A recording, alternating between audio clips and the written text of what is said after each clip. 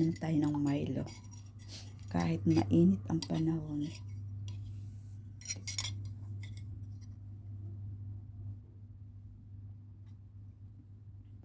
Ang sarap ng Milo. Ayan. Milo.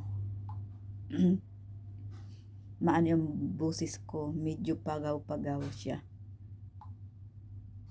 Gumaling na itong ubo ko. Kumain ba naman ako ng chicheria?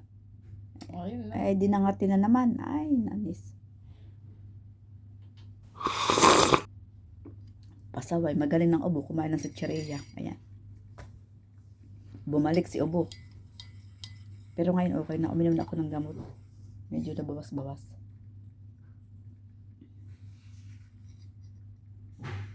Milo time.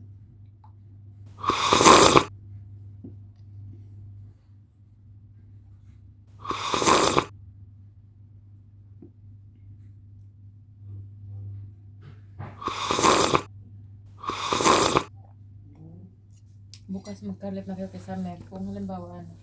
Sa Sabado? Oo. Sino-sino bang magkakaano?